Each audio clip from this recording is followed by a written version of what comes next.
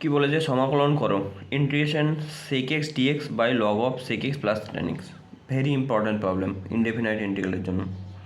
তাহলে ইন্টিগ্রেশন কি দেওয়া আছে আমার, ইন্টিগ্রেশন অফ আছে কত sec x dx বাই কি আছে log mod sec x plus tan x। তাহলে এই ইন্টিগ্রালটার জন্য কত পুট করতে হবে, পুট কত করে নিতে হবে, তাহলে পুট করে নিতে হবে এই নিচে পুরো যে ফাংশনটা আছে এই পুটগুলো একটু আমাদের মনে রেখে দিতে হবে প্র্যাকটিস করে করে। তাহলে পুরোটা যদি পুট করি log of sec x plus tan x equal to Z put করে নিলাম। তাহলে ফার্স্ট লগের ডেরিভেটিভ করে দিলে কি আসে 1/x, দ্যাট ইজ x বলতে এখানে কত আছে sec x plus tan x।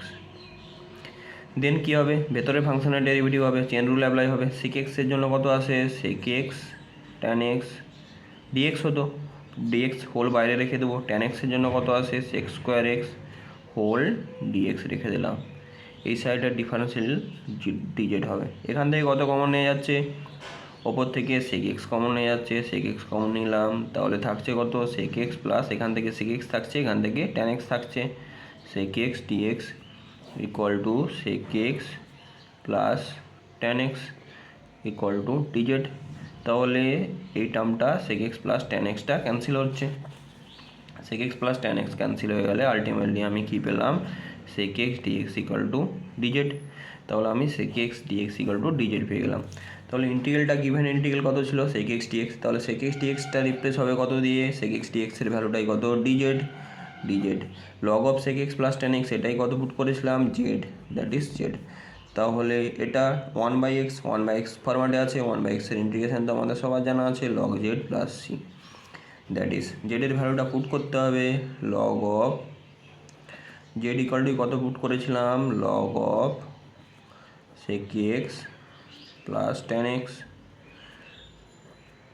Plus c। অবশ্যই c ইকুয়াল টু লিখবো, c ইকুয়াল টু সমাকলন ধ্রুবক, নাহলে মার্কস কাটবে। ইম্পর্টেন্ট ইন্টিগ্রেশন বোঝা গেল। তাহলে এই পুটগুলো একটু মনে রেখে দিতে হবে। তাহলে log of sec x plus tan x, sec x dx আনতে গেলে log of sec x plus tan x equal to Z put করলাম, ডিফারেন্সিয়েট করলাম, sec x dx এর ভ্যালুটা পেয়ে গেলাম dz। তাহলে dz by z integration transfer হয়ে গেল, dz বাই জেড বলতে log mod z plus c। তাহলে জেডের ভ্যালুটা রিপ্লেস করলাম, ফাইনালি অ্যান্সার পেলাম। বোঝা গেল। পরের কোশ্চেন কী আছে দেখে নিই। পরের কোশ্চেন আছে ভেক্টর অ্যালজেব্রা থেকে। কী বলেছে, প্রমাণ করো যে box of a plus B B plus C C plus a equal to 2 into box of A B c. তাহলে আমরা বক্স প্রোডাক্ট তো সবাই জানি, তাহলে বক্স প্রোডাক্টটা একবার রিমাইন্ড করে দিই। বক্স প্রোডাক্ট কী ছিল, বক্স অফ এবিসি বলতে কী ছিল, বক্স অফ এবিসি বলতে ছিল আমাদের A dot B cross C. তাহলে এটা ছিল আমাদের box product box of ABC বলতে। তাহলে আমার এখানে কি আছে, box of A plus B B plus C C plus A, এটা ইকুয়াল টু দেখাতে বলছে 2 ইন্টু বক্স অফ এবিসি। তাহলে বক্স অফ এবিসি তাহলে আছে নাও box of A plus B B plus C C plus A. তাহলে এখানে A বলতে পুরো এ প্লাস বি, বি বলতে বি প্লাস সি, সি বলতে সি প্লাস এ। তাহলে box of A plus B B plus C C plus A বলতে A plus B dot B plus C cross C plus A. এটা calculate করতে হবে তাহলে actually. তাহলে ভেতরে, তাহলে বাইরে এখন যা আছে থাক, ভেতরটা আগে ক্রস প্রোডাক্টটা করে নিই। তাহলে বি দিয়ে ক্রস প্রোডাক্ট করলে, বি দিয়ে প্রথমে যদি কমপ্লিট করি, বি এর সাথে সি এর ক্রস প্রোডাক্ট করলে b cross C, plus b দিয়ে করলে এর সাথে বি ক্রস এ, প্লাস সি এর সাথে সি করলে c cross C, plus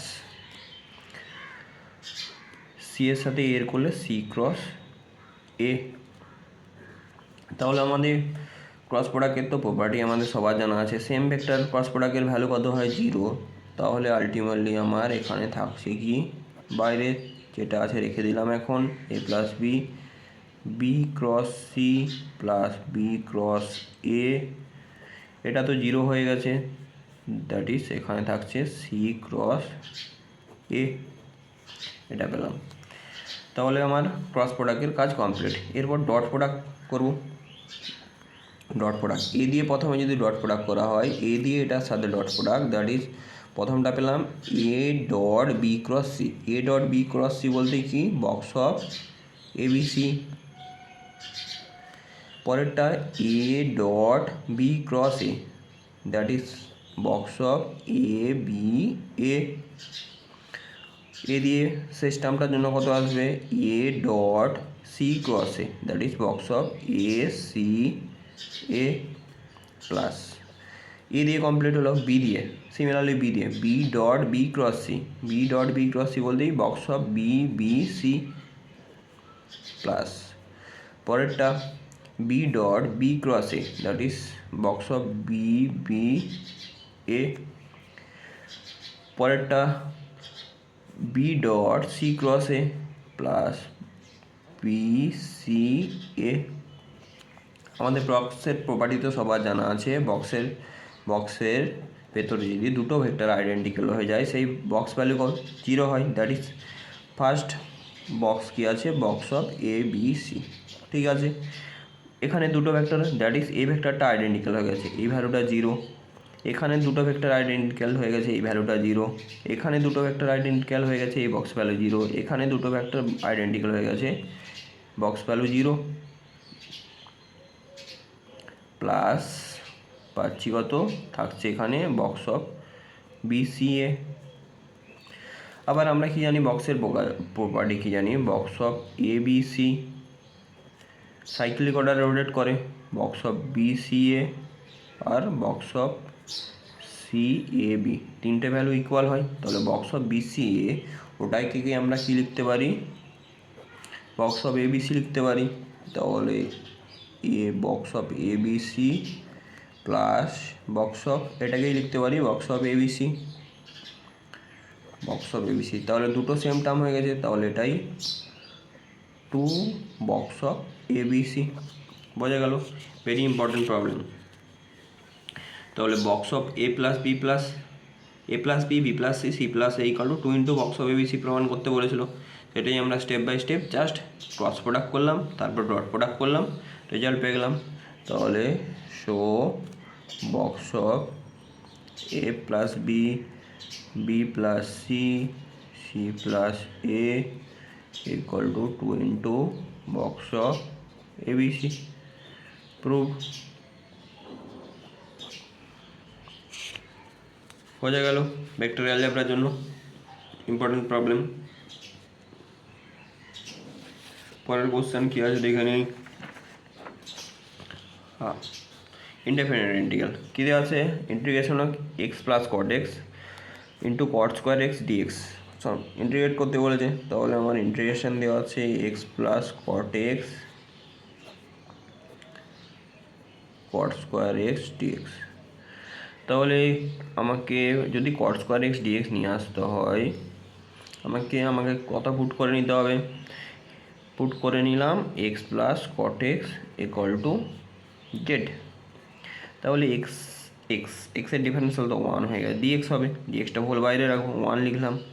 cot এক্সের কত আছে minus cosec square x whole dx equal to কত পেয়ে যাচ্ছি ডিজেড 1 মাইনাস, এটাকে যদি মাইনাস কমন নিয়ে একটা লিখতে পারি কত cosec square x minus 1 dx equal to dz. মাইনাসটাকে সাইডে চেঞ্জ করে দিতে পারি cosec square x minus 1 whole dx equal to minus dz. তাহলে আমরা আমাদের নন রিলেশান কী ছিল, আমরা কি জানি cosec square theta minus cot square theta equals to 1, that is cosec square theta minus 1 equal to cot square theta, that is সেটা আমাদের known result. তাহলে এখানে কী পেয়েছি cosec square x minus 1, that is এটাই লিখতে পারবো cot square x dx equal to minus dz. তাহলে কট স্কোয়ার এক্স ডিএক্সের ভ্যালুটা পেয়ে গেলাম মাইনাস ডিজেড। তাহলে এই ইন্টিগ্রেশনটা আমাদের জেডে ট্রান্সফার করে নিতে পারবো। তাহলে x plus one equal to কত পুট করেছি জেড, কট স্কোয়ার এক্স ডিএক্সের ভ্যালুটাই কত মাইনাস ডিজেড, মাইনাসটা কনস্ট্যান্ট নাম বাইরে বের করে দিলাম ডিজেড। দ্যাট ইজ ইন্টিগ্রেট করে নিলে আমার কী আসছে, জেডের ইন্টিগ্রেশন সবাই জানি z square by two plus C. তাহলে জেডের ভ্যালুটা বসাতে হবে ফাংশন অফ এক্স, ইন্টিগ্রেশন করছিলাম ফাংশন অফ এক্সের, রেজাল্টও আসবে function of x, that is জেডের ভ্যালুটা রিপ্লেস করতে হবে। তাহলে এক্স প্লাস কট এক্স জেডের ভ্যালু পুট করেছিলাম, তার whole square by two plus C. This is the answer. অবশ্যই সি ইকুয়াল টু লিখতে হবে সমাকলন ধ্রুবক, বুঝেছো, নাহলে মার্কস কাটবে।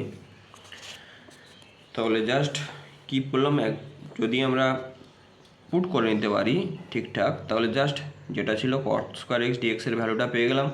অবশ্যই এখানে maximum time one minus cosec square equal to cot square লেখা হয়ে যায়, বাট এই ট্রিকোনোমেট্রিক ফর্মুলাগুলো অ্যাপ্লাই করার সময় খেয়াল রাখতে হবে যেন না ভুল হয়ে যায়।